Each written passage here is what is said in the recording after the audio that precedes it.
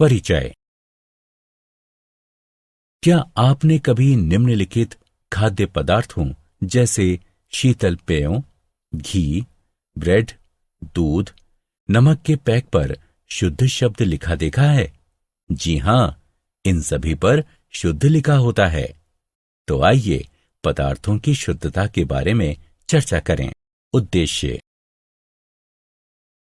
इस पाठ के अंत में आप निम्न करने में सक्षम हो जाएंगे: मिश्रणों के वर्गीकरण के बारे में जानना, मिश्रणों और शुद्ध पदार्थों के गुणधर्मों को पहचानना, किसी विलयन की सांद्रता को समझना, मिश्रणों और शुद्ध पदार्थों में अंतर को पहचानना, निलंबन और कोलाइडल के गुणधर्मों को पहचानना, मिश्रणों के अवयवों को वाष्पीकरण, अपकेंद्रण तथा निस्तारण द्वारा पृथक करना। मिश्रणों का वर्गीकरण। रासायनिक संगठन के आधार पर पदार्थों को दो प्रकारों में वर्गीकृत किया जा सकता है। पदार्थ शुद्ध पदार्थ या मिश्रण होते हैं। शुद्ध पदार्थ दो प्रकार के होते हैं: शुद्ध पदार्थ तत्व और यौगिक होते हैं। मिश्रण दो प्रकार के होते हैं: मिश्रण समांगी और विषमांगी होते हैं। शुद्ध पदार्थ और मिश्रण।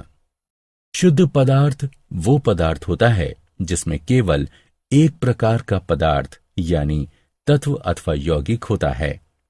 उदाहरणार्थ आयरन, कॉपर, हाइड्रोजन, जल इत्यादि। मिश्रण वह पदार्थ होता है जिसमें दो या दो से अधिक शुद्ध पदार्थ होते हैं। उदाहरणार्थ समुद्री जल, खनिज, मृदा इत्यादि। शुद्ध पदार्थों एवं मिश्रणों में अंतर। आइए अब एक नजर शुद्ध पदार्थ और मिश्रण के भेदों पर डालते हैं। शुद्ध पदार्थ, मिश्रण। शुद्ध पदार्थ में केवल एक प्रकार का पदार्थ होता है। मिश्रण में दो या दो से अधिक पदार्थ होते हैं। शुद्ध पदार्थों को भौतिक विधियों द्वारा अलग अलग पदार्थों में पृथक नहीं किया जा सकता। मिश्रण को भौतिक विधियों द्वारा इसके अवयवों में पृथक किया जा सकता है। शुद्ध पदार्थों के अपने निश्चित गुणधर्म होते हैं। मिश्रण अपने अवयवों के गुणधर्मों को दर्शाता है। मिश्रणों के प्रकार। समांगी मिश्रण। यह एक समान संगठन वाला मिश्रण होता है। इस मिश्रण के कण नग्न आंखों से नहीं देखे जा सकते। उदाहरण शर्करा का जलीय मिश्रण, नमक का जलीय मिश्रण, कॉपर सल्फेट का जलीय मिश्रण। विषमांगी मिश्रण। यह असमान संगठन वाला मिश्रण होता है। इसके कण नग्न आंखों से देखे जा सकते हैं। उदाहरण नमक और रेत का मिश्रण, कॉपर और लोहे के बुरादे का मिश्रण, तेल और जल का मिश्रण। विलयन और इसके गुणधर्म। विलयन दो या दो से अधिक पदार्थों का समांगी मिश्रण होता है। विलायक और विलय विलयन के दो प्रमुख अवयव होते हैं। वह अवयव जो अधिक मात्रा में है वह विलायक है और वह अवयव जो कम मात्रा में है वो विलय है।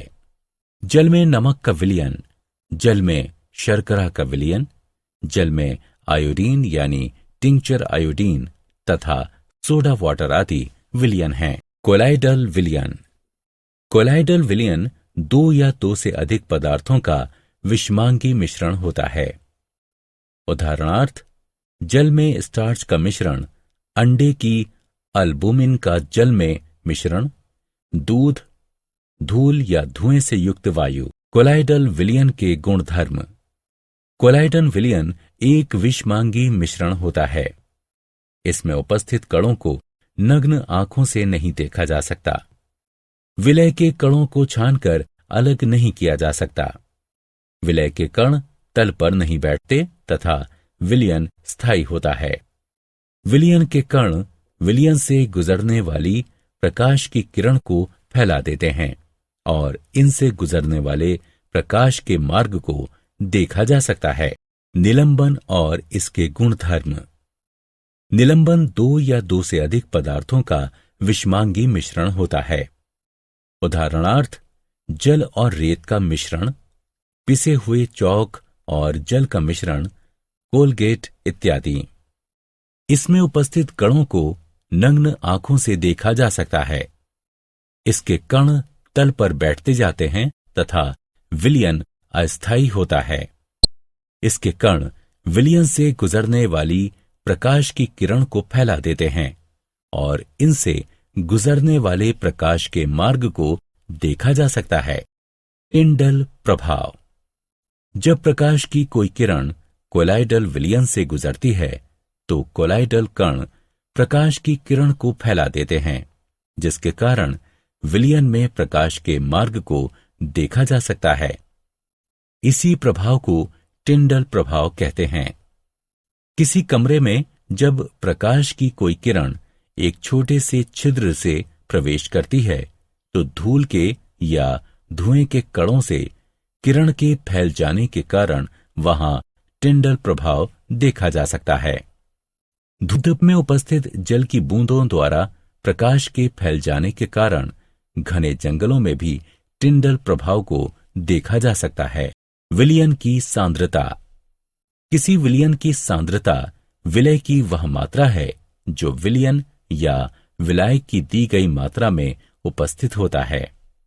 किसी विलयन की सांद्रता विलय का वो द्रव्यमान है जो विलयन या विलायक के दिए गए द्रव्यमान में उपस्थित होता है।